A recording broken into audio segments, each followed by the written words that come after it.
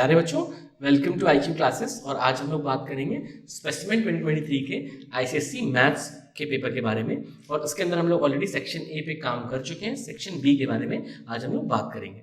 Section B का question number 4 कह रहा है हमसे, उसके अंदर 3 सब पार्ट्स हैं। और पहला पार्ट हमसे कह रहा है कि GST का बिल आपको निकालना है, मार्क प्राइस आपके आर्टिकल्स के दे रखे हैं, रेट ऑफ GST भी दे रखा है, राइट। दूसरा क्वेश्चन कह रहा है क्वाड्रेटिक इक्वेशन से रिलेटेड क्वेश्चन है, हमको सिंपली सॉल्व करके x की वैल्यूज निकालनी है और अप टू 2 डेसिमल प्लेसेस तक है। और तीसरा है हमारा हिस्टोग्राम से रिलेटेड या फिर मीन मीडियन मोड है, स्टैट्स का क्वेश्चन है ये, राइट। हम ये तीनों क्वेश्चंस को जरा एक दफा सॉल्व करके देखेंगे। क्वेश्चन क्या कह रहा है, पहला क्वेश्चन कि ये भाई हमारा बिल है, कंप्यूटर्स हमने कहीं से खरीदा है, किसी शॉप से हमने कंप्यूटर्स की शॉप से कुछ सामान खरीदा है। आर्टिकल्स क्या क्या है, हमारा पहला आर्टिकल है हमारा ग्राफिक कार्ड, कितना मार्क प्राइस है, ये मार्क प्राइस है, रेट ऑफ GST इतना है, राइट। और लैपटॉप अडेप्टर खरीदा है हमने 1900 रुपये उसकी कॉस्ट है और हमारा रेट ऑफ GST 28% है। तो GST के क्वेश्चन में हम लोग क्या करते हैं बेटा, हम लोग जो भी हमारे पास प्राइस होता है, जो भी सेलिंग प्राइस है, अभी फिलहाल इसमें कुछ डिस्काउंट वगैरह तो है नहीं, तो जो ही प्राइस है उसी पे ही आप खरीद रहे हैं, बेच रहे हैं, तो जो भी कॉस्ट प्राइस या सेलिंग प्राइस होता है उसी पे हम रेट ऑफ GST कैलकुलेट करके और बिल बता देते हैं। मिसाल के तौर पर ग्राफिक कार्ड हमने खरीदा है 15,500 रुपये का, उसमें 18% GST ऐड कर देंगे और वो ग्राफिक कार्ड का टोटल कॉस्ट हो जाएगा। लैपटॉप अडेप्टर हमने खरीदा है 1900 रुपये का, उसमें 28% ऐड कर देंगे और वो उसका टोटल कॉस्ट हो जाएगा। कैसे सॉल्व करेंगे आइए देखते हैं जरा। Billed amount of graphic card is going to be 15,500 plus 18%, 18/100 into 15,500, answer is going to be 18,290। Similarly for laptop adapter 1900 plus 28% of 1900, it's going to be 2432, and finally 18,290 and 2432 को हम ऐड करेंगे तो answer is going to be 2722। Alright, I'm hoping कि understandable है। Let's move on to the next question. प्यारे बच्चों, next question हमारा quadratic equation है। क्वाड्रेटिक इक्वेशन है with the equation as 7x² + 2x - 2 = 0। अब हमें पता है क्वाड्रेटिक इक्वेशन का फॉर्मुलेशन होता है या फॉर्मेट होता है ax² + bx + c = 0। अब हमारे a, b और c अगर हम देखें तो 7, 2 और -2 ये तीनों की तीनों a, b और c की वैल्यूज आएंगी। हम जानते हैं क्वाड्रेटिक इक्वेशन को सॉल्व करने के लिए श्रीधराचार्य का फॉर्मूला है जो कि हमारा ऑलरेडी बोर्ड पे दे रखा है। b² - 4ac ये हमारा डिस्क्रिमिनेंट की वैल्यू होती है। सबसे पहले हम कोशिश यही करते हैं कि b² - 4ac को निकालें। तो आइए पहले b² - 4ac को निकाल के देख लेते हैं। b² - 4ac will be equal to b कितना है 2 है, 2 का स्क्वायर 4 हो जाएगा, -4 इंटू a कितना है 7 है, c कितना है -2 है, 4 7 जो 28, 28 into 2 is 56, that is going to be 4 + 56। तो वो हमारा यहाँ पे ऑलरेडी गिवन है। 4 + 6 56 इज गोइंग टू बी 60, तो √60 आ गया। बाकी देखिए -b और 2a की वैल्यूज हमने एज इट इज पुट कर दी है। -b माने -2 और 2a माने 14, राइट। यहाँ तक हम पहुंच जाएंगे इसको सॉल्व करने के बाद। यहाँ पे √60 को हमें निकालना पड़ेगा। √60 को अगर हम निकालना चाहें तो 60 का अगर हम प्राइम फैक्टराइजेशन मेथड से फैक्टर्स निकालें तो 60 विल बी इक्वल टू, यहाँ पे हमने 60 रखा, 2 30s 15s 3 5s and then 5 1s। यहाँ पे देखें तो स्क्वायर बन रहा है, राइट। 2 × 2 × 3 × 5 को अगर हम सॉर्ट करना चाहें, √60 को अगर हम सॉर्ट करना चाहें तो हम 2 बाहर निकाल के √15 अंदर छोड़ सकते हैं। तो वही हमने यहाँ पे करने की कोशिश करी है। अगर हम देखें यहाँ पे ध्यान से तो इस स्टेप के बाद क्या है, -2 ± 2 √15/14 है, तो 2 × 7 इसको भी लिख लेते हैं। अब यहाँ पे अगर हम 2 कॉमन लेना चाहें तो 2 अगर हम कॉमन लेंगे तो यहाँ पे बचेगा -1 ± √15/2 × 7, 2 और 2 कैंसिल हो जाएंगे। I'll be left with -1 ± √15/7, right. ये हमारा फाइनल आंसर है। इसकी 2 वैल्यूज हैं। क्या क्या वैल्यूज हैं प्यारे बच्चों, -1 + √15/7 उसका आंसर आएगा ये कैलकुलेट करने पे, और दूसरा वाला -1 - √15/7 उसका आंसर आएगा ये हमारा कैलकुलेट करने पे, राइट। तो हमारे पास क्वाड्रेटिक के अंदर सॉल्व करने के लिए पहले से बोल रखा है कि अप टू 2 डेसिमल प्लेसेस तक दें, अप टू 3 डेसिमल प्लेसेस तक दें। तो क्वेश्चन कह रहा है प्यारे बच्चों, correct your answers up to 2 decimal places, और हमने यहाँ पे ऑलरेडी सॉल्व करके रखा है। आप देखिए 3 डेसिमल प्लेसेस तक इट इज ऑलरेडी सॉल्व। तो अगर हम इसको 2 डेसिमल प्लेसेस तक करना चाहें तो answer is going to be 0.41, और यहाँ पे answer is going to be minus का 0.70। ठीक है भाई, ये दोनों हमारे पास आंसर्स आ जाएंगे। Let's move on to the third question. Use graph sheet for this question. Histogram बनाना है, daily earning of 54 medical stores दे रखे in the following table, hence estimate the mode for the following distribution. ठीक है ना, अब यहाँ पे हमें मोड निकालना है और मोड निकालने का तरीका हमसे ग्राफिकली मांगा गया है, राइट।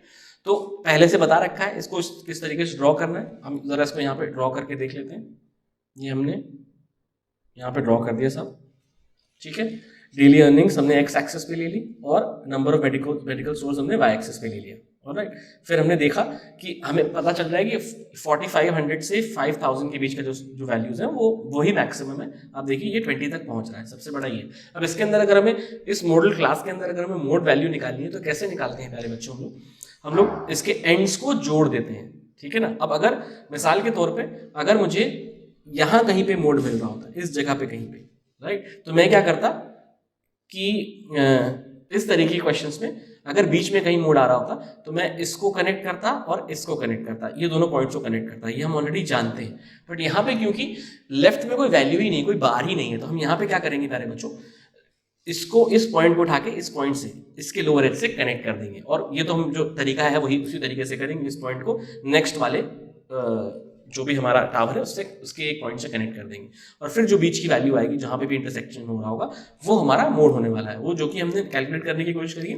तो we got it on graph paper as 4900। Okay, थोड़ा बहुत ऊपर नीचे डिफर कर सकता है बट इसी के अराउंड आना चाहिए।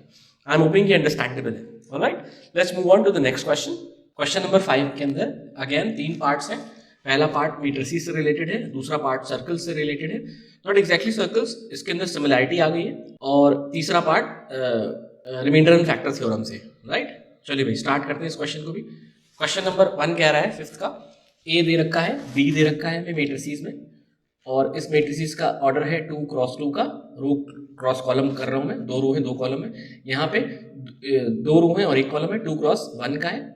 अगर मल्टीप्लिकेशन करना है हमें इन दोनों के बीच में तो पहले का कॉलम और दूसरे का रो बराबर होना चाहिए, और जो आउटपुट आता है वो पहले के रो और दूसरे के कॉलम के बराबर आता है, माने जो उसका आउटपुट आएगा वो आएगा 2 क्रॉस 1 पे, राइट। और दोनों का पहले का कॉलम और दूसरे का रो बराबर होना जरूरी, तभी मल्टीप्लिकेशन हो सकता है, ये रूल है मल्टीप्लिकेशन का। ऑलराइट, हमें कैलकुलेट करना है प्यारे बच्चों a into B minus 5c, ठीक है। यहाँ पे तो a और b मल्टीप्लाई हो रहे हैं और यहाँ पे 5 इंटू सी हो रहा है, ठीक है। अब 5 एक स्केलर नंबर, एक सिंगल वैल्यू है, कोई मैट्रिक्स नहीं है, तो 5 दोनों ही एलिमेंट्स के, सी के दोनों ही -4 और -4 और 5 दोनों पे ही मल्टीप्लाई होगा, राइट। चलिए जरा देख लेते हैं ए बी माइनस 5c कैसे करेंगे। तो a इंटू बी अगर हमें करना है तो ये मैंने यहाँ पे लिख दिया a, यहाँ पे लिख दिया b। मल्टीप्लिकेशन करने का तरीका क्या है, ये पहली रो उठाई हमने और फिर इस कॉलम से मल्टीप्लाई करी, माने 3 इंटू 6 प्लस -2 इंटू 1। ऑलराइट, ये पहला हो गया। फिर दूसरा रो उठाया और फिर से उसी सेम कॉलम से मल्टीप्लाई किया, माने कि -1 इंटू 6 प्लस 4 इंटू 1, और ये हमारी दोनों वैल्यूज आ गई क्योंकि आउटपुट हमारा 2 क्रॉस 1 में ही आना चाहिए, ठीक है। तो ये कितना है 18 - 2 that is 16 and -6 plus 4 that is -2, और इवेंचुअली 5 को हमने इन दोनों से मल्टीप्लाई किया, इससे भी किया, इससे भी किया, तो I get something like this here -20 और 25 प्लस का दोनों को सब्ट्रैक्ट करेंगे तो कितना हो जाएगा 16 minus of -20 it's gonna be 36, -2 minus 25 is gonna be -27। तो ये हमारा फाइनल वैल्यू आ गया, ठीक है। Let's move on to the next question. अब भाई ये हमारा क्वेश्चन है, हमारे पास ये ट्राइंगल दे रखा है, ये ट्राइंगल हमारा P T Q and Q T R, कुछ ट्राइंगल्स दे रखे हैं। हमें कुल मिला के इसके अंदर पहले प्रूव करना है पी क्यू टी और पी टी आर को सिमिलर प्रूव करना है। आई एम गेसिंग क्वेश्चन में पहले ही क्वेश्चन में बोल रखा है कि पी क्यू टी और पी टी आर को सिमिलर प्रूव करिए, और उसके बाद फिर कुछ वैल्यूज दे रखा है और फिर find the value of P Q करना है, राइट। चलिए भाई सॉल्व करते हैं इसको। इसके अंदर कौन कौन से ट्राइंगल है, पी क्यू टी और P T R. P Q T ये वाला ट्राइंगल है हमारा, ये वाला ट्राइंगल है पी क्यू टी, और पी टी आर हमारा बड़ा वाला ट्राइंगल है, ठीक है। अब भाई हम पी क्यू टी और पी टी आर दोनों को बना लेते हैं अपना अलग अलग। यहाँ पे कुछ ऐसा बन जाएगा हमारा पी क्यू टी और ऐसा कुछ बड़ा सा हमारा बन जाएगा पी टी आर। मैंने अलग से बाहर निकाल के रख लिया। अब अगर हमें याद हो तो सिमिलर प्रूफ करने के लिए अगर 2 एंगल्स भी हम बराबर प्रूफ कर देते हैं तो हमारी बात बन जाती है, ठीक है। अब यहाँ पे एक एंगल तो कॉमन ही दिख रहा है मुझे, यहाँ पे एक एंगल तो मुझे कॉमन ही दिख रहा है, टी पी क्यू और T P R, right. Angle P मैंने उसको मान के कॉमन बोल दिया। और दूसरा एंगल मुझे दिखाई पड़ रहा है जो बराबर है, वो है एंगल इन ऑल्टरनेट सेगमेंट। ये वाला एंगल और ये वाला एंगल प्यारे बच्चों बराबर होगा। Angle P T Q is equal to angle T R P. Angle P T Q is equal to angle T R P. इसको हम लोग बोलते हैं एंगल्स इन ऑल्टरनेट सेगमेंट्स। मान लीजिए मेरे पास ये सर्कल दे रखा है और मेरा कुछ इस तरीके से ट्राइंगल जैसा शेप फॉर्म हो रहा है, राइट। और यहाँ पे एक टैंजेंट ड्रॉ कर देता हूँ मैं, इस पॉइंट से एक टैंजेंट में ड्रॉ कर देता हूँ। तो ये वाला जो एंगल है प्यारे बच्चों, ये इस एंगल के बराबर होगा और ये वाला जो एंगल है प्यारे बच्चों, वो इस एंगल के बराबर होगा। इसको हम लोग बोलते हैं angles in alternate segment. Angles in same segment जैसे होता है वैसे एंगल्स इन ऑल्टरनेट सेगमेंट भी होता है, ऑलराइट। तो यहाँ पे एंगल्स इन ऑल्टरनेट सेगमेंट लग जाएगा, उसकी वजह से P T Q is equal to T R P हो जाएगा। Angles in alternate segment, angle P already common है, तो therefore we get P Q T similar to P T R by angle angle axiom, right. उसके बाद हमसे बोला गया है कि आप फाइंड करिए, आई एम गेसिंग कुछ एक वैल्यू और फाइंड करने को बोली हमसे। कुछ वैल्यूज देने के बाद पीटी और क्यू आर दे रखा है, हमें पी क्यू फाइंड करना है। पीटी और क्यू आर दे रखा है, हमें पीटी दे रखा है और क्यू आर भी दे रखा है। And we go to find out the value of P Q. हमें ये वैल्यू निकालनी है, ये वैल्यू निकालनी पी क्यू। अब इसको निकालने के बहुत सारे तरीके, आइए देखते हैं इसको सॉल्व कैसे करा जा सकता है। भाई सबसे पहली बात तो ये है कि क्योंकि क्यू आर जो है वो डायमीटर है, ओ को मैं सेंटर मान के चल रहा हूँ, तो क्यू आर डायमीटर है, तो यानी कि हमारे पास ये जो वैल्यूज हैं ओ क्यू और ओ आर की, ये दोनों के दोनों बराबर होने वाली। तो O Q is equal to half O R is equal to 9/2, क्योंकि डायमीटर है तो 2 टाइम्स ऑफ रेडियस होगा। ओ क्यू और ओ आर दोनों ही रेडियाई है हमारे, right. T O is equal to O Q, T O is equal to O Q. साहब ये वाली वैल्यू और ये वाली वैल्यू भी बराबर होंगी, रीजन जी दोनों ही रेडियाई है। ओ टी भी रेडियाई है, टी ओ भी रेडियाई है और ओ क्यू भी रेडियाई है, तो ये भी 9/2 हो जाएगा, राइट। फिर angle P T O is equal to 90 degree. Angle P T O is equal to 90 degree. Reason भी ये वाला एंगल हमारा 90 डिग्री क्यों होगा प्यारे बच्चों, ये वाला एंगल, क्योंकि जरा थोड़ा सा मैं यहाँ पे सफाई कर देता हूँ तो ज्यादा समझ में आएगी बात। अब पीटी जो एंगल है पीटीओ, वो एंगल 90 डिग्री होगा। रीजन भी रेडियस हमारा और टैंजेंट हमेशा परपेंडिकुलर होंगे। पीटी जो है टैंजेंट है और ओटी हमारा रेडियस है, तो that is going to be 90 degree. तो यानी कि in triangle PTO angle T will be 90 degree. तो उसके बाद हम आगे उसी को लेके मूव कर रहे हैं। In triangle PTO OP square is equal to PT square plus TO square. ये हमारा पाइथागोरस थ्योरम लगा दिया हमने। Hypotenuse square is equal to perpendicular square plus base square. अब हम जानते हैं ओपी जो है हमारा, ओपी अगर लेंथ देखे तो वो पी क्यू और ओ क्यू को मिलके बन रहा है, राइट। ओपी जो लेंथ है हमारी वो पी क्यू और ओ क्यू को मिलके बन रही है, तो वही लिख दिया। ओपी की जगह I replace the value of as P Q plus O Q. अब हमें पता है a plus B whole square होता है a square plus B square plus 2ab, वो भी मैंने आगे फर्दर लिख दिया, right. And then eventually what I am doing here is कि अगर मैं pq को x मान लेता हूं, अगर मैं pq को x मान लेता हूं तो मेरे पास किस तरीके की वैल्यूज आ जाने वाली हैं साहब। अब क्योंकि हम जानते हैं कि OQ और OT तो बराबर है, OQ और OT तो बराबर है, हम पहले ही यहाँ पे लिख चुके हैं, तो ये दोनों तो कैंसिल आउट हो जाएंगे। तो will be left with PQ square plus 2PQ OQ into is equal to PT square. वो वैल्यूज हम यहाँ पे सब्स्टिट्यूट करे दे रहे हैं। PQ को अगर हम x माने तो यहाँ पे x स्क्वायर आ जाएगा, PQ फिर से यहाँ पे x हम पुट कर दिया और OQ की जगह हमने 9/2 पुट कर दिया, जो कि हमारे पास ऑलरेडी है। और हमारे पास क्या PT की वैल्यू हमारे पास 6 गिवन है, तो मैंने उसका स्क्वायर कर दिया, राइट। और इवेंचुअली जब मैं इसको सॉल्व करूंगा तो I will get a quadratic like this. ठीक है प्यारे बच्चों, हमारे पास यहाँ पे क्वाड्रेटिक आ जाएगी इस तरीके की। फिर क्वाड्रेटिक को अगर हम सॉल्व करेंगे तो हमारे पास दो वैल्यूज आएंगी, एक -12 और 3।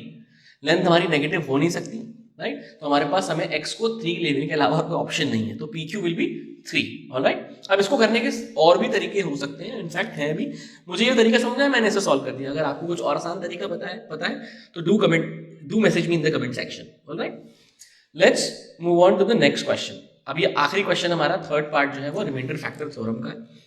उसके अंदर हमसे क्या बोला गया है प्यारे बच्चों, क्वेश्चन जरा पढ़ लेते हैं एक दफा। Factorise the given polynomial completely using remainder theorem. ठीक है, ये हमारा पॉलिनोमियल है, हम रिमाइंडर थ्योरम को यूज करते हुए इसको कंप्लीटली फैक्टराइज करके दिखाइए, ऑलराइट। अब अगर मैं देखूं तो ये मेरा पॉलिनोमियल है। अब अगर पॉलिनोमियल को फैक्टराइज करना है और कोई फैक्टर नहीं दे रखा है तो हम क्या करेंगे, हिट एंड ट्रायल मेथड करते हैं। हम x is equal to 1 put करते हैं, फिर x is equal to -1 put करते हैं, फिर 2 पुट करते हैं, फिर -2 पुट करते हैं, फिर 3 पुट करते हैं, फिर -3 पुट करते हैं। और हम जानते हैं कि कौन सी वैल्यूज पे इसका सोल्यूशन 0 आ रहा है या कौन सी वैल्यू पे इसका फैक्टर हमारे पास मिलने वाला है। इस तरीके से हिट एंड ट्रायल मेथड होता है। अभी यहाँ पे अगर मैं देखूँ तो मुझे -1 +1 +2 -2 पे मुझे आंसर मिल रहा है, -2 पे हमें यहाँ पे सोल्यूशन मिल रहा है, रिमाइंडर में 0 मिल रहा है, तो यानी कि x इज इक्वल टू -2 हमारा फैक्टर हो जाएगा। तो x इज इक्वल टू -2 को अगर मैं सॉल्व करूँ फर्दर तो it's gonna become an algebraic expression like this, x + 2 = 0। ये मेरा फैक्टर हो गया, x + 2 मेरा फैक्टर हो गया। अब इससे मैं क्या करूंगा, इस वैल्यू को डिवाइड करूंगा, ऑलराइट, इस वैल्यू को डिवाइड करूंगा। इस वैल्यू को डिवाइड करने के लिए मैं क्या करने वाला हूँ, ये मैंने यहाँ पे लिखा भाई। तो अब इसको अगर हम डिवाइड करेंगे इन दोनों एक्सप्रेशंस को, x + 2 और ये एक्सप्रेशन जो हमारे पास है, हमें पता है x + 2 इसका ऑलरेडी फैक्टर है तो डिवाइड हो जाएगा। तो उसको जरा हम डिवाइड करके देखते हैं। तो पहले वाले टर्म को पहले वाले टर्म से देखेंगे, x को किससे मल्टीप्लाई करें, जो 6x³ बन जाए, 6x² is the correct answer. तो हमारे पास यहाँ पे 6x³ आएगा और दोनों से ही मल्टीप्लाई करेंगे तो यहाँ पे आ जाएगा प्लस का 12x²। अब क्योंकि हम यहाँ पे सब्ट्रैक्ट करते हैं, डिवीजन करते हैं, जो भी नीचे वैल्यू आती है उसको सब्ट्रैक्ट करते हैं, तो ये इसका साइन और इसका साइन चेंज हो जाएगा, ये दोनों कट जाएंगे, 6x³ - 6x³ हो जाएगा। 25x² - 12x² अगर हम करेंगे तो हमारे पास आंसर आ जाएगा 13x² प्लस का, राइट। अब फिर से हम चेक करेंगे, यहाँ पे 31x नीचे उतार लेते हैं जैसे हम लोग डिवीजन करते हैं नॉर्मली। फिर से x को और 13x² को हम चेक करेंगे, तो अगर हम 30x को 13x से मल्टीप्लाई करेंगे प्लस 13x से मल्टीप्लाई करेंगे तो हमें मिल जाएगा 13x², राइट, 13x²। और दूसरे वाले से मल्टीप्लाई करेंगे 2 से तो हमको मिल जाएगा प्लस का 26x। तो ये माइनस में आ जाएगा और ये भी माइनस में आ जाएगा, ये दोनों फिर से कैंसिल हो जाएंगे। 36 - 26 विल गिव यू 5x। और फिर से हम नीचे उतार लेते हैं, किससे मल्टीप्लाई करें, +5 से। 5 से मल्टीप्लाई करेंगे प्यारे बच्चों तो हमें फिर से 5x + 10 ही मिलने वाला है यहाँ पे, और this will get cancelled out, right, ये पूरा का पूरा ही कैंसिल हो जाएगा। तो हमारे पास जो दूसरा पॉलिनोमियल आता है वो आता है 6x² + 13x + 5, जो कि मैंने यहाँ पे लिख रखा है, राइट। तो x + 2 × 6x² + 13x + 5 is your answer. हमारे पास फैक्टराइज हो गया। अब इसको हम और फर्दर फैक्टराइज करेंगे तो ये हमारे क्योंकि क्वाड्रेटिक इक्वेशन है तो क्वाड्रेटिक इक्वेशन को जब हम स्प्लिट कर दें इस तरीके से और उसके बाद फैक्टराइज करते तो will get these 3 as factors, alright.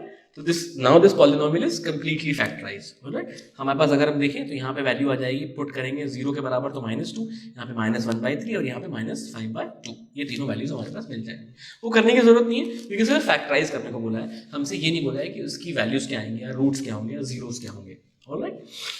तो यहाँ पे हमारा क्वेश्चन नंबर 5 भी खत्म हो जाता है। Let's move on to our question number 6। Question number 6 में भाई 3 पार्ट अगेन है। क्वेश्चन नंबर 6 का बेटा पहला क्वेश्चन कह रहा है कि भाई ABCD एक स्क्वायर है जहां पे B और D ये पॉइंट्स दे रखे हैं, एंड पॉइंट्स है ऑफ द डायगोनल BD, ठीक है भाई। अब स्क्वायर है तो सारे के सारे उसके साइड्स बराबर होंगे, पहली प्रॉपर्टी है। दूसरी प्रॉपर्टी है कि स्क्वायर्स के जो डायगोनल्स हैं वो बाइसेक्ट करते हैं 90 डिग्री पे, परपेंडिकुलर होते हैं, वो जो स्क्वायर के डायगोनल्स होते हैं वो एक दूसरे के परपेंडिकुलर्स होते हैं, ऑलराइट।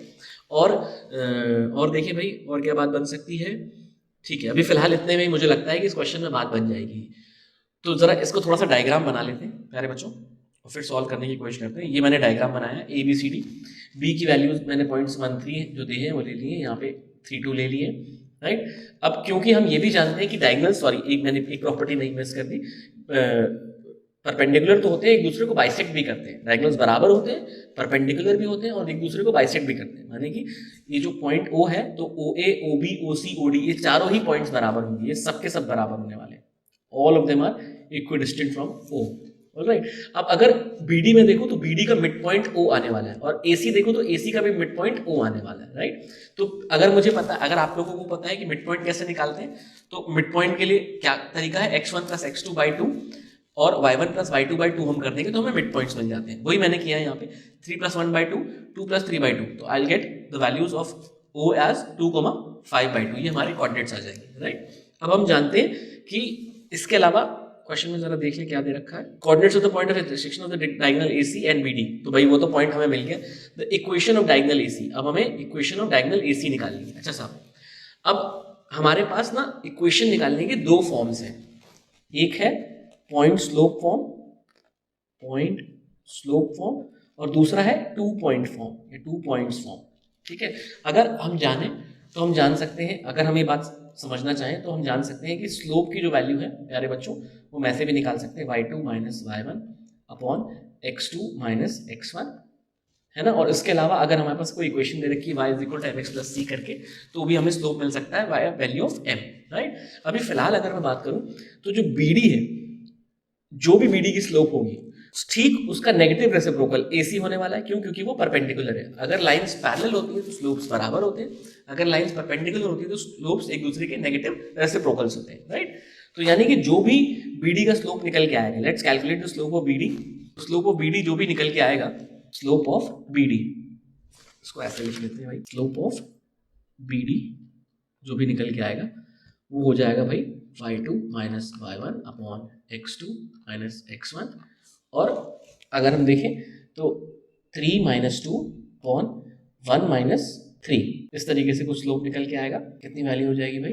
1 अपॉन माइनस 2, ये वैल्यू हो जाएगी मेरी, okay.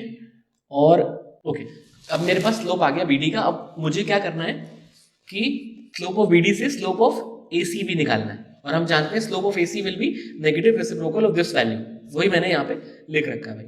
Slope of BD into slope of AC is equal to -1, ये हम जानते हैं परपेंडिकुलर अगर होता है तो स्लोप ऑफ AC कितना हो जाएगा? Negative reciprocal of this thing.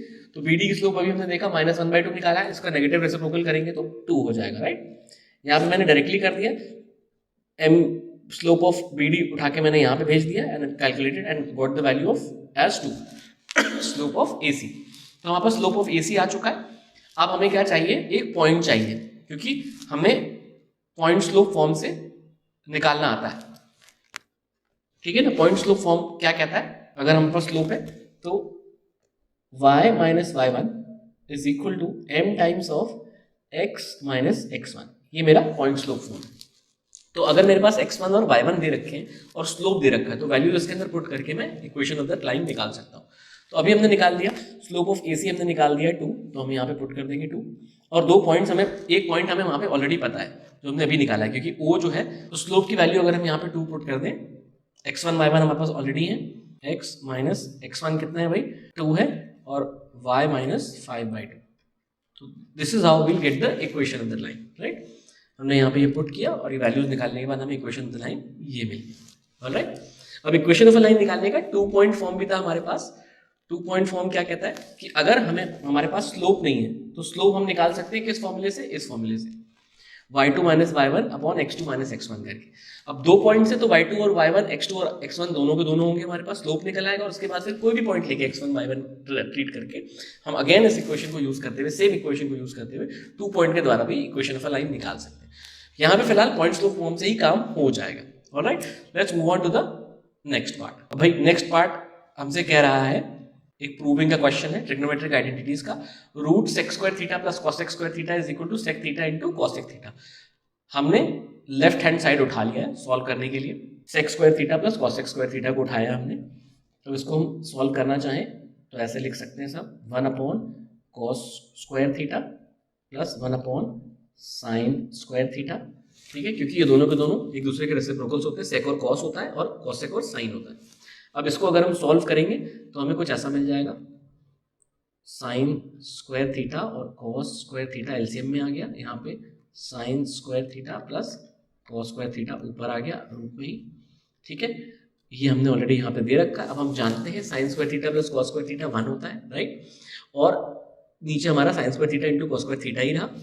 अब इसको अगर हम रूट से बाहर निकालें तो will get the values as 1 upon sine theta into cos theta, and eventually 1 upon sine theta को हम सेक थीटा लिख सकते हैं, 1 अपॉन कॉस थीटा को हम, सॉरी 1 अपॉन साइन थीटा को कोसेक थीटा लिख सकते हैं, 1 अपॉन कॉस थीटा को सेक थीटा लिख सकते हैं। तो eventually will get the right hand side as well, hence proved, alright. Let's move on to the next question.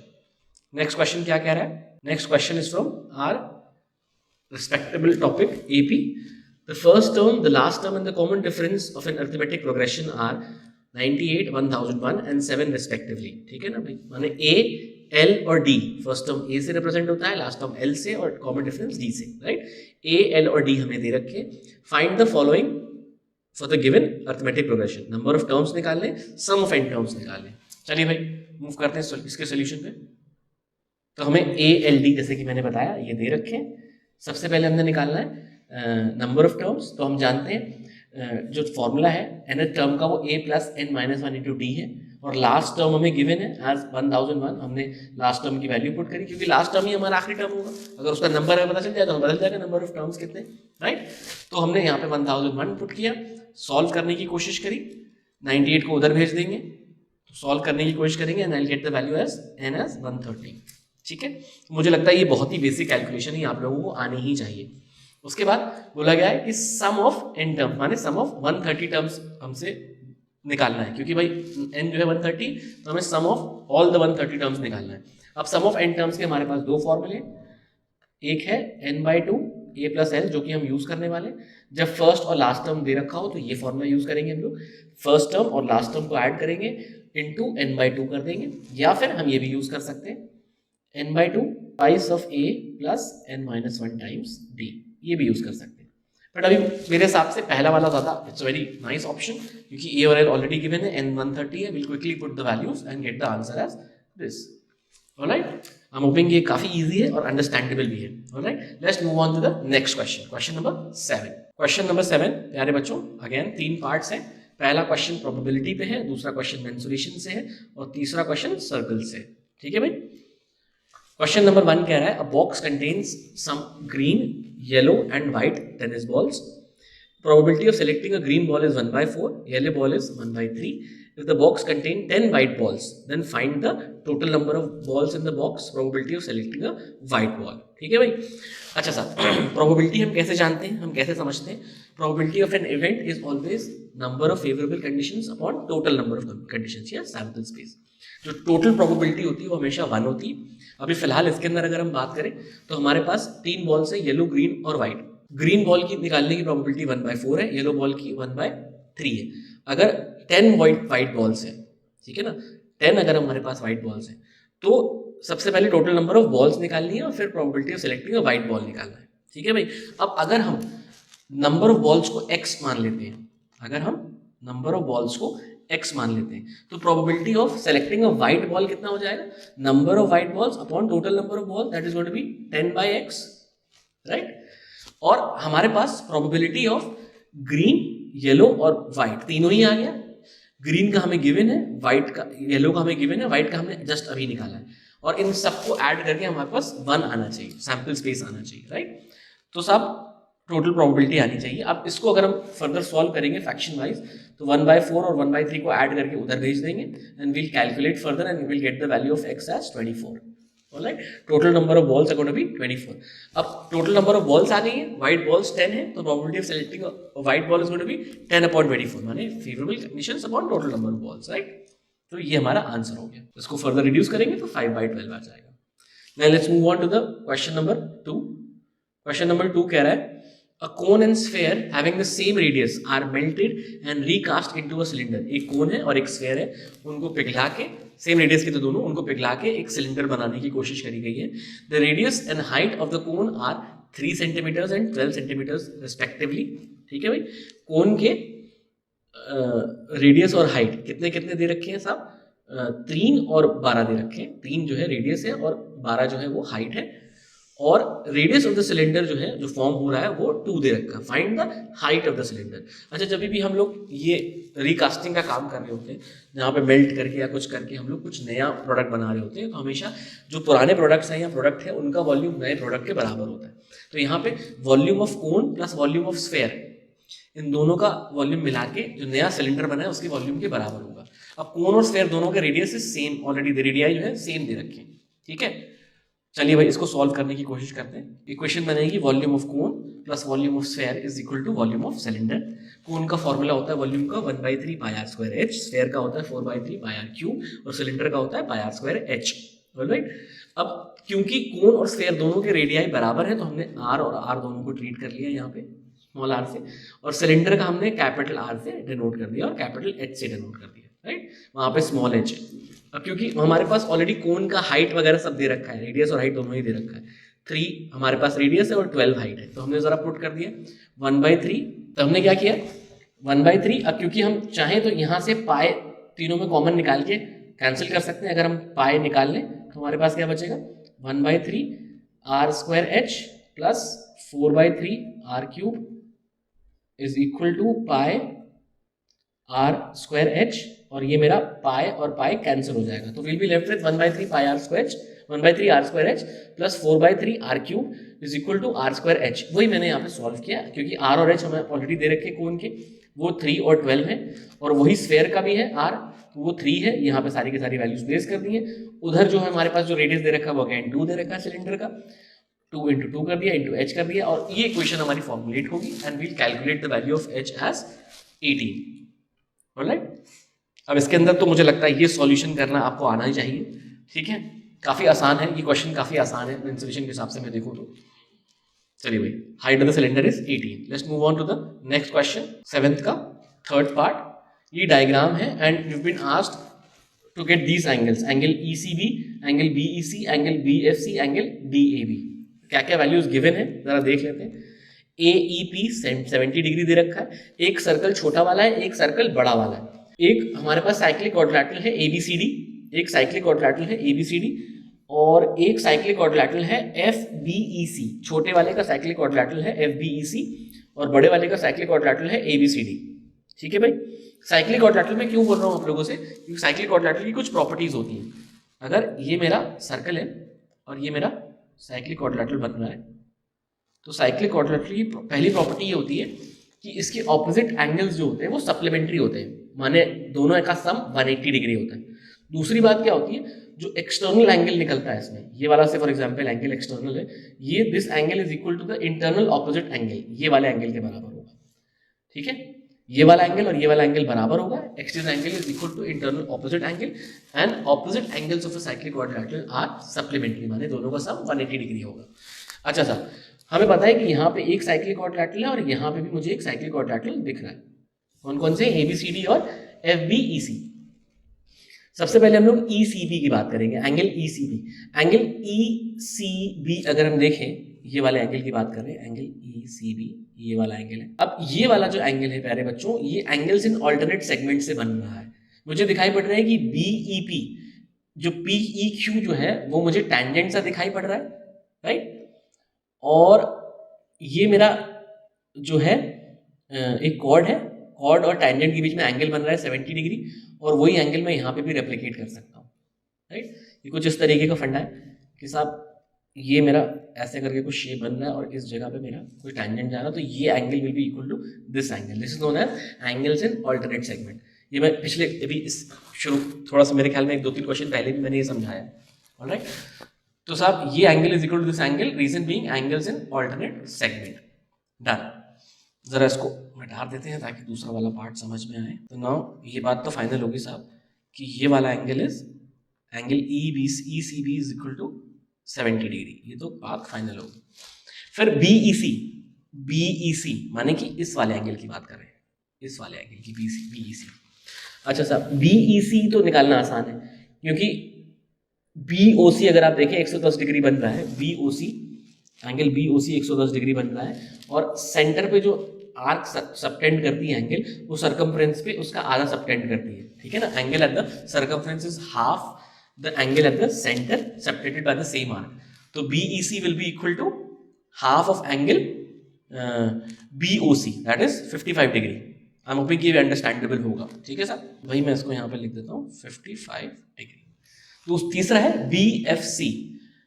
BFC ये वाले एंगल की बात कर रहे हैं, इस वाले एंगल की BFC। अब BFC जो है, मैंने साइक्लिक क्वाड्रिलेटरल देखो इसीलिए बोला था, BFC जो है वो साइक्लिक क्वाड्रिलेटरल का ही पार्ट है। अगर साइक्लिक क्वाड्रिलेटरल देखो FBEC, तो उसके अंदर BEC तुम्हें 55 दे रखा है, तो उधर वाला कितना होना चाहिए BFC। BEC और BFC दोनों के दोनों आपस में सप्लीमेंट्री होंगे। क्यों? क्योंकि opposite angles of a cyclic quadrilateral बन रहे हैं। ऑलराइट, तो कैसे सॉल्व करेंगे? BFC is equal to BEC is equal to 180 degree, opposite angles of a cyclic quadrilateral. तो देयरफॉर 180 से माइनस करने पे इसकी वैल्यू 125 आ जाएगी। इसकी वैल्यू प्यारे बच्चों 125 डिग्रीज आ जाएगी। ठीक है, फिर आखिरी है angle DAB। Angle DAB is this one, right. अब फिर से देखो साइक्लिक क्वाड्रिलेटरल की एक प्रॉपर्टी यूज हो रही है। ABCD साइक्लिक क्वाड्रिलेटरल है, और उसके अंदर ये वाला जो एंगल है, ये वाला जो एंगल है 70 डिग्री अभी हमने निकाला था, वो एंगल BEC या ECB, पहला वाला एंगल ECB, ये एक्सटीरियर एंगल है टू साइक्लिक क्वाड्रिलेटरल ABCD। ये एक्सटीरियर एंगल है। तो exterior angle is equal to interior opposite angle, इसका इंटीरियर ऑपोजिट एंगल यही है, that means this is going to be 70 degrees. ठीक है, यहाँ पे हमने exterior angle of a cyclic quadrilateral वाली प्रॉपर्टी यूज करी, this is equal to 70 degree and that's it, we done. Now let's move on to the 8th question. वो देखने में थोड़ा सा डरावना सा लग रहा था पर वो है नहीं असल में वैसा क्वेश्चन। भाई इसके अंदर पहला इनइक्वेशन या इनइक्वालिटी का है, दूसरा वाला स्टेप डिविएशन मेथड से मीन निकालने को बोल रहे हैं, और फिर तीसरा वाला अगेन हमारे पास सिमिलैरिटी से रिलेटेड है। चलिए भाई सॉल्व करते हैं इसको। लीनियर इनइक्वेशन से रिलेटेड पहला क्वेश्चन सॉल्व करते हैं। तो साहब ये हमारी लीनियर इनइक्वेशन दे रखी है, जरा इसको सॉल्व करके देखेंगे। दोनों को पहले दो हिस्सों में डिवाइड कर लिया इस तरीके से, इसको सॉल्व करेंगे भाई। तो 7/3 उधर भेज दिया, x की वैल्यू उधर भेज दी, सॉल्व किया, यहाँ पे ये वैल्यू आ गई, उसके बाद फिर ये वैल्यू आ गई, x is greater than equal to -2, और इधर पे हमने सॉल्व किया तो x is less than equal to 7/3 आ गई। 7/3 को 2/1/3 भी लिखा जा सकता है। अब यहाँ पे पहले हमें देखना पड़ेगा कि x किसको बिलोंग कर रहा है। अगर रियल नंबर्स को बिलोंग कर रहा है तो पूरी की पूरी लाइन हम ड्रॉ करेंगे, पूरी की पूरी लाइन को हम स्ट्रेच करके दिखाएंगे कि पूरा का पूरा ही सोल्यूशन सेट है। और अगर इंटीजर्स या होल नंबर्स में है तो फिर डॉट्स बना के दिखाएंगे। ये बहुत इंपॉर्टेंट बात है, यहाँ पे रियल नंबर्स को बिलोंग कर रहा है माने हम लाइन स्ट्रेच करके दिखाने वाले। तो भाई -2 इंक्लूडेड है, इंक्लूडेड होता है तो हम डार्क डॉट बनाते हैं, नॉट इंक्लूडेड होता है तो हम ओपन डॉट बनाते हैं ऐसे करके। ठीक है, तो देखो भाई 2/1/3 को हमने इंक्लूड नहीं किया, डॉट खाली छोड़ दिया और यहाँ पे डॉट फिल कर दिया, राइट। और ये पूरी की पूरी नंबर लाइन पे हमने स्ट्रेच करने की कोशिश करी है, ब्लू से दिख रहा होगा आपको। ठीक है भाई, this is the solution represented on the number line. I am hoping that understandable. Second question पे मूव कर जाते हैं प्यारे बच्चों। सेकंड क्वेश्चन सेज ये फॉलोइंग टेबल है, प्राइसेस और नंबर ऑफ डेज दे रखे हैं। कुछ पेट्रोल का तेल का प्राइस दे रखा है और नंबर ऑफ डेज दे रखे हैं। ठीक है भाई, find the mean price of petrol पर लीटर टू द नियरेस्ट रूपी यूजिंग स्टेप डिविएशन मेथड। अब यहाँ पे स्पेसिफिकली बोला गया स्टेप डिविएशन मेथड, और ये तुम्हारे सिलेबस का पार्ट भी है क्योंकि 3 मेथड्स हैं, एक डायरेक्ट है, एक शॉर्टकट है, एक स्टेप डिविएशन है। तीनों में से कुछ भी पूछ सकते हैं, most of the time step deviation ही पूछते हैं, पर आपको आने तीनों चाहिए। ऑलराइट, जरा मूव करते हैं इस क्वेश्चन पे। ये हमने बनाया चार्ट। स्टेप डिविएशन का तरीका क्या है, सबसे पहले हमने यहाँ पे प्राइस माने जो क्लास इंटरवल है उसको लिख लिया, और उसके बाद फिर फ्रीक्वेंसी लिख ली नंबर ऑफ डेज के हिसाब से। फिर पहले हम मिड वैल्यू फाइंड कर देंगे, वही क्लास इंटरवल की, x से हमने मिड वैल्यूज फाइंड कर ली, 85-90 के बीच में लिख लिया, 90-95 के बीच में लिख लिया, सारी की सारी वैल्यूज हमने ऐसे करके लिख ली मिड वैल्यूज। ठीक है, x की वैल्यू आ गई। उसके बाद फिर हम इन्हीं x की वैल्यूज में से मिडिल वैल्यू, जरूरी नहीं मिडिल वैल्यू ले, कोई भी वैल्यू ले सकते हैं, मिडिल से सोल्यूशन आसान हो जाता है। तो मिडिल वैल्यू हमने अज्यूम मीन मान लिया, a की वैल्यू 97.5 रखी, right, and then we calculate the value of the difference या डिविएशन, राइट। d की वैल्यू होगी x माइनस a, x में से हम a हटाते जाएंगे, तो पहली वैल्यू 10 आई, 97.5 अगर हम अज्यूम माने तो, फिर -5 आई, फिर 0 आई, फिर 5 आई, फिर 10 आई, राइट। उसके बाद हम क्या निकालते हैं, d की वैल्यू निकालते हैं, which is x minus a, that is difference divided by the class, what do we say this, class size, alright, class size. अब क्लास साइज कितना है, 5 का दिखाई पड़ रहा है मुझे साफ साफ, सभी में 5 का क्लास साइज का डिफरेंस है, तो मैंने डिफरेंस अपॉन क्लास साइज कर लिया। तो -10/5, -5/5, 0/5, 5/5, 10/5, and we get the values of -2, -1, 0, 1 and 2, and then f into t कर लिया। the t वैल्यू -2 है, f की वैल्यू 12 है, -24, -10, 0, 15 and 10। अब फॉर्मूला क्या कहता है प्यारे बच्चों मीन का, अगर हम स्टेप डिविएशन मेथड से करें तो a माने assume mean plus sigma of F T upon sigma of F into the class size, ये फॉर्मूला है हमारा। ठीक है, अज्यूम मीन 97.5 है, सिग्मा ऑफ एफ टी अभी यहाँ पे हम इन सबको ऐड करके निकाले हैं, यहाँ पे वैल्यू आई है -9 सिग्मा ऑफ एफ टी की, सिग्मा ऑफ एफ हमारे पास 50 दे रखा है, हम सबको ऐड करके निकाल सकते हैं, और उसके बाद फिर -9/50 इंटू 5 कर दिया जाएगा, right. Now this is going to be here as 5 10s 50 और फिर -0.9 आ जाएगा, and further if we calculate we get the mean as 96.6। Alright, I am hoping that is understandable. Now let's move on to the third question. तीसरा question कह रहा है प्यारे बच्चों, in the given diagram ABC is a triangle, BCFD is a parallelogram, AD is to DB 4:5 दे रखा है, and EF की value 15 centimetre दे रखी है। थर्ड पार्ट कह रहा है प्यारे बच्चों, given diagram ABC is a triangle and BCFD is a parallelogram। Alright, third question कह रहा है प्यारे बच्चों, गिवन डायग्राम है, ABC एक ट्रायंगल दिखाई पड़ रहा है, BCFD is a parallelogram here, और AD is to DB का रेशियो दे रखा है, और EF की वैल्यू भी दे रखी है। ऑलराइट, हमें क्या क्या फाइंड करना है, AE is to EC, DE और BC। ठीक है भाई, अब इस ट्राइंगल को देखते ही सबसे पहले मुझे बीपीटी याद होना चाहिए, बेसिक प्रोपोर्शनैलिटी थ्योरम या फिर थियल्स थ्योरम। वो क्या कहता है कि अगर कोई ट्राइंगल है एबीसी और उसके अंदर कहीं पे भी दो पॉइंट्स दे रखे हैं और एक लाइन हमने इस तरीके से ड्रॉ कर रखी है जो कि पैरेलल है तीसरी लाइन से, माने ये जो लाइन है DE, if this is parallel to BC, तो बाय बेसिक प्रोपोर्शनैलिटी थ्योरम या Thales theorem we can say AD upon DB is equal to AE upon EC। AD upon DB is equal to AE upon EC. We can say it like this. तो साहब AD upon DB already दे रखा है 4:5, तो AE upon EC क्या हो जाएगा?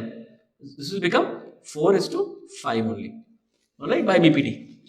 DE की value उसके बाद हमें निकालनी है और उसके बाद फिर BC की वैल्यू हमें निकालनी है। अच्छा साहब, DE और BC की वैल्यू निकालनी है। अच्छा, हमें ये भी पता है कि ADE और ABC, अगर ध्यान से देखो ADE और ABC दोनों के दोनों ट्राइंगल सिमिलर है। कौन कौन से?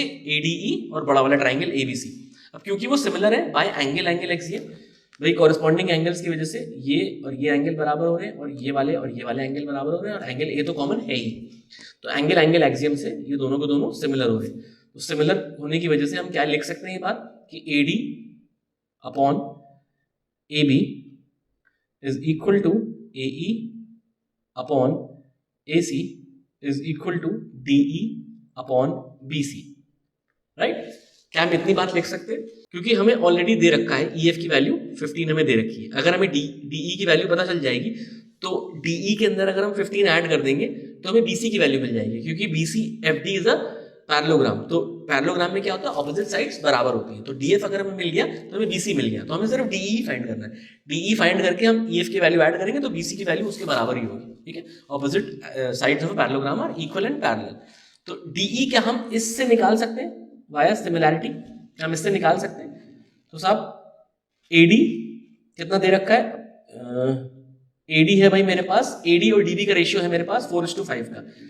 तो क्या AD की जगह पे 4 और AB की जगह पे मैं AD plus DB that is 9 नहीं लिख सकता हूँ? क्योंकि भाई AB अगर आप देखें तो AD और DB को मिलकर ही बना है।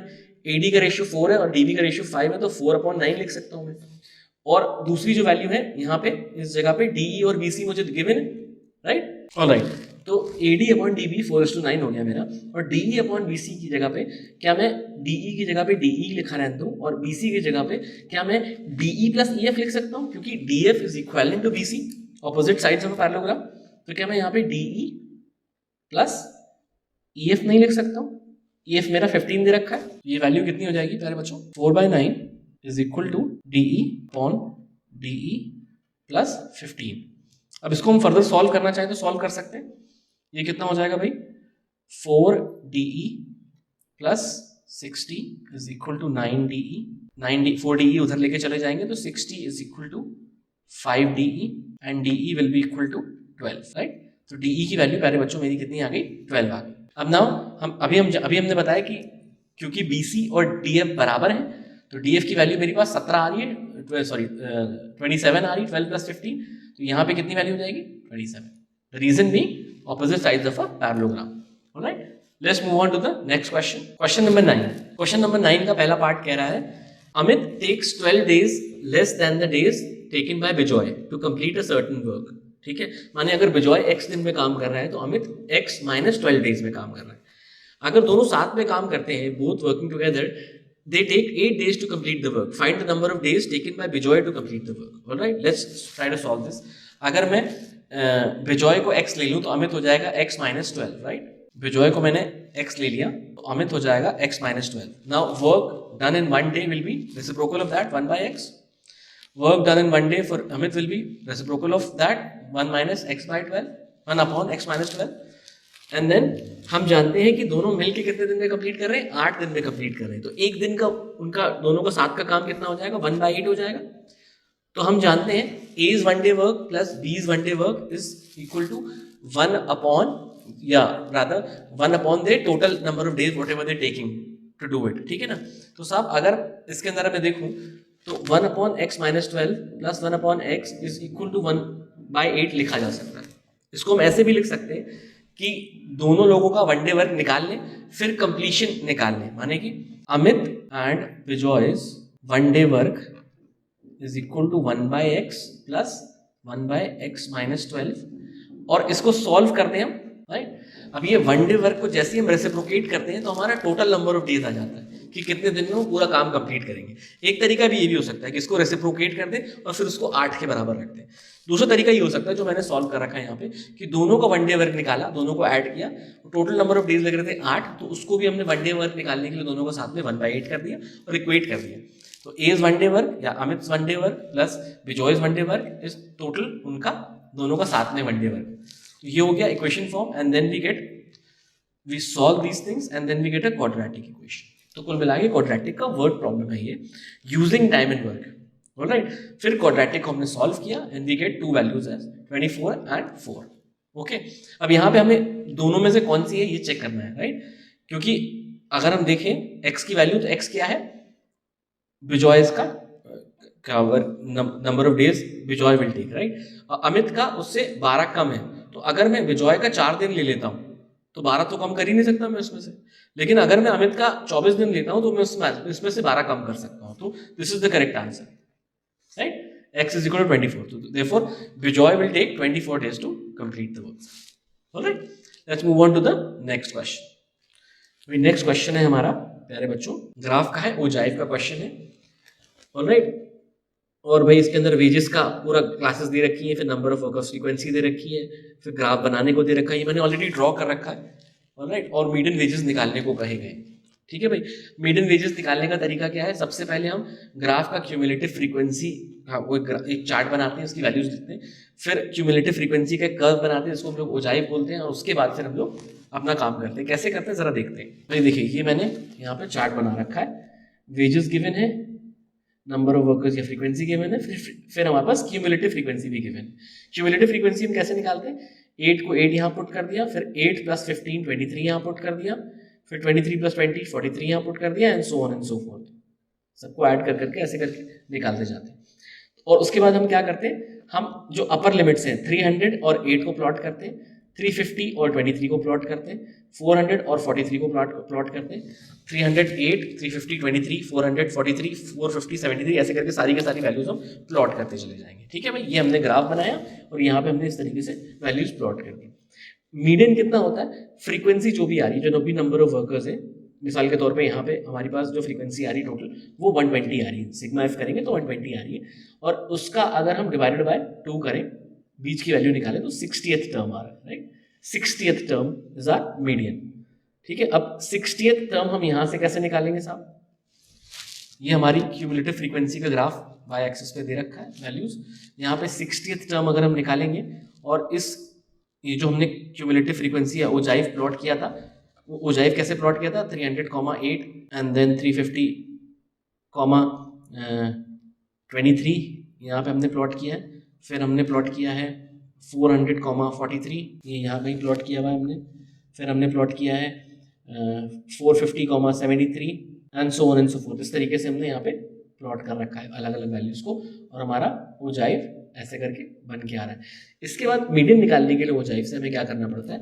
n/2th टर्म माने 60th टर्म को हमें यहाँ पे खोजना पड़ता है क्यूमुलेटिव फ्रीक्वेंसी वाले कॉलम में। यहाँ पे 60th हमने देखा, उसके बाद फिर उसको हमने ओजाइव से मैप कराना होता है। यहाँ कहीं मैप कर रहा है और यहाँ पे नीचे इस तरीके से परपेंडिकुलर ड्रॉ करना पड़ता है, स्ट्रेट लाइन स्केल से खींचनी पड़ती है, और यहाँ पे जो भी वैल्यू मैप कर रही होती है, मैच कर रही होती है, वो हमारा आंसर होता है।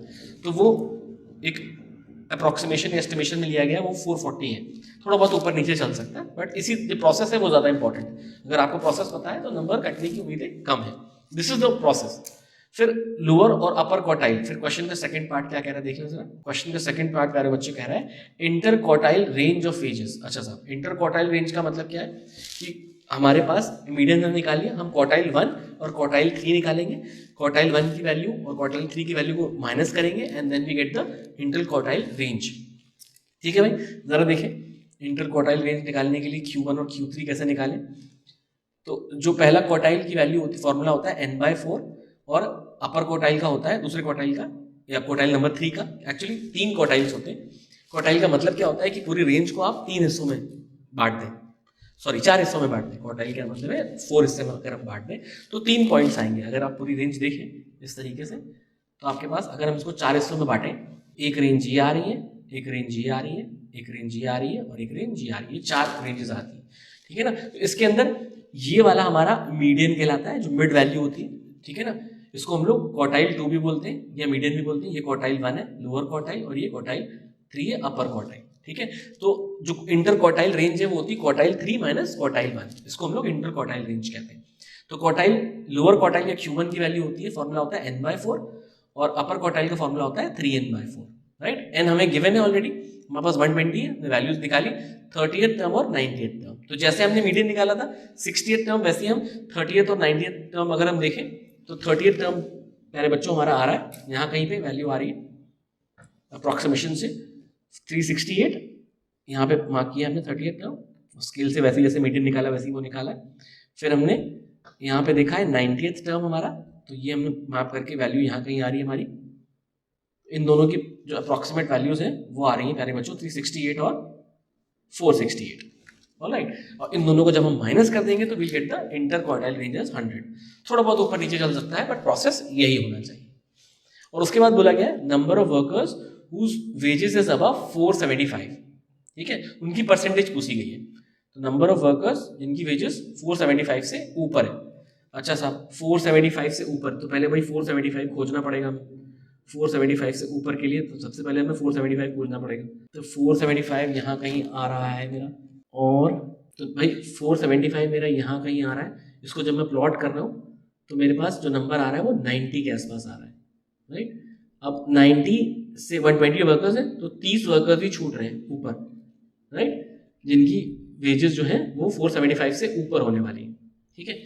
ये जो वैल्यूज हैं वो होने वाली है 120 माइनस 90 दैट इज 30, तो ये 30 आ गया। अब इसकी परसेंटेज अगर हम निकालेंगे तो 30/120, टोटल नंबर ऑफ वर्कर्स 120 है, 30/120 into 100 करेंगे तो परसेंटेज आ जाएगी, ऑलराइट।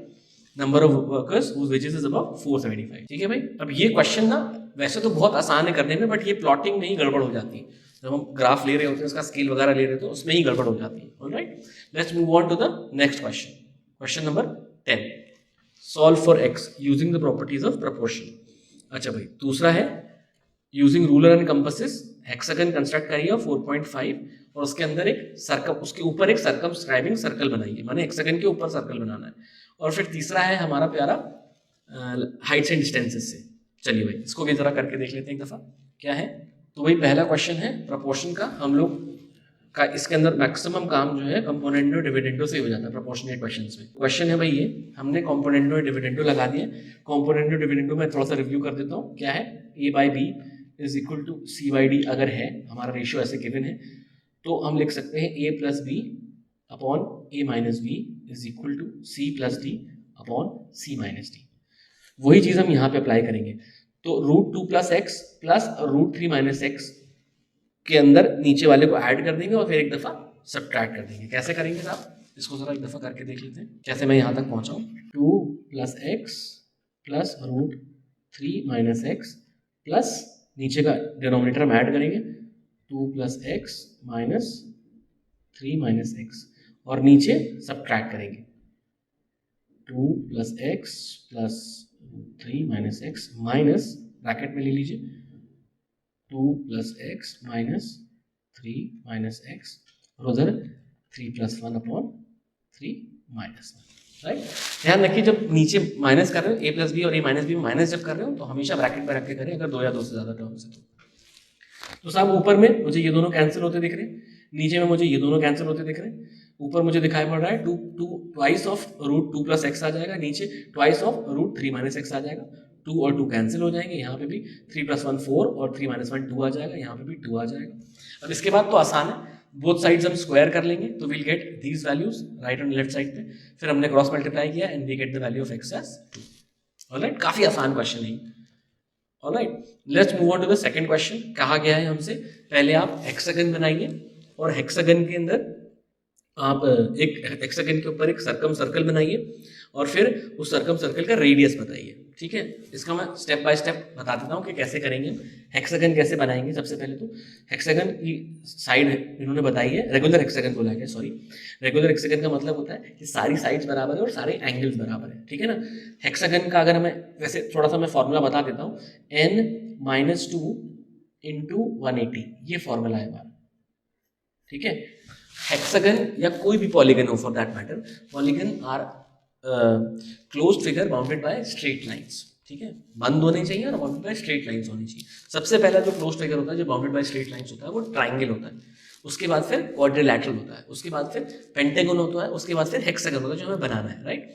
अब अगर वो हमारे पास उसके सम ऑफ एंगल्स हमें निकालने हैं, ठीक है ना, तो हम कैसे निकालते हैं, ये हमारा फॉर्मूला है सम ऑफ इंटीरियर एंगल्स का, n-2 इंटू 180, ठीक है। तो अगर मैं n की वैल्यू 6 रख दूं तो हेक्सागन का फॉर्मूला है कितना भाई, 6 - 2 इंटू 180, ठीक है सर, 4 इंटू 180 कितना हो जाएगा, 720 डिग्री, राइट।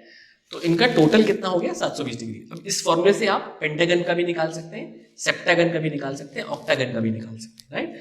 अब क्योंकि ये रेगुलर है, रेगुलर का मतलब क्या होता है, सारे साइड्स बराबर है और सारे एंगल्स बराबर है। तो भाई एंगल्स 6 है और सारे एंगल्स का सम 720 है, तो वन एंगल का सम कितना हो जाएगा, या वन एंगल की वैल्यू कितनी हो जाएगी, 720/6 दैट इज 120 डिग्री। वैसे ये याद कर लो, हेक्सागन ही पूछा जाता है, ठीक है। वन एंगल की वैल्यू 120 डिग्री हो जाएगी। तो हम बनाएंगे कैसे, सबसे पहले हम कैसे बनाएंगे भाई, यहाँ पे मैंने बनाई एक स्ट्रेट लाइन, उसको नाम दे दिया AB, और उसको उसके ऊपर मैंने यहाँ पे भी और यहाँ पे भी 120 डिग्री बनाने की कोशिश करी, ऐसे करके, ठीक है भाई। यहाँ कहीं पे हमारा 120 डिग्री बन के आएगा, ऐसे करके ये लाइन बन के आएगी। और इसके बाद क्योंकि सारे के सारे साइड्स भी बराबर होते हैं, तो हम आर्क काटते चलेंगे। ये बड़ी सी लेंथ बना लेना ऐसे करके, और एक काट मैंने यहाँ पे काटी 4.5 की, यहाँ से रख के A से, और एक आर्क B से रख के काटी 4.5 की, तो ये भी मेरा 4.5 हुआ, ये भी 4.5 हुआ, और ये भी 4.5 हुआ, और ये एंगल कितने हो रहे हैं, 120 डिग्री, ये भी 120 डिग्री, ठीक है। अब फिर इस पॉइंट से और इस पॉइंट से फिर से 120 डिग्री हम बनाएंगे, से यहाँ कहीं बन रहा है, ये हमने ऐसे करके बनाया, इधर से हमने ऐसे करके बनाया। अब थोड़ा सा रफ में बनाने की कोशिश कर रहा हूँ मैं ठीक है। तो अगर मेरे पास यहाँ से भी 120 डिग्री बन गया, और यहाँ से फिर से मैंने इन दोनों पॉइंट से, फॉर एग्जाम्पल मैंने यहाँ पे इस वाले पॉइंट को C मान लिया, इस वाले पॉइंट को मैंने यहाँ पे F मान लिया एंड में, तो यहाँ से फिर मैं 4.5 की एक आर्क मारूंगा, 4.5 की एक आर्क मारूंगा, और उसके बाद उसको ज्वाइन कर दूंगा, तो I will gate my hexagon. This is how hexagon is drawn, ठीक है। 120 डिग्री पे एंगल्स पे हमें दोनों बार बनाना है और 4.5 पे काटते चलना है, तो we will get a closed figure of side 6 and सारे एंगल्स 120 डिग्री है, तो रेगुलर भी हो गया, ठीक है। उसके बाद क्या करना है, अंदर या बाहर सर्कल बनाने का अलग अलग तरीके हैं। बाहर सर्कल बनाना है, सर्कम सर्कल बनाना है, तो कैसे बनाएंगे,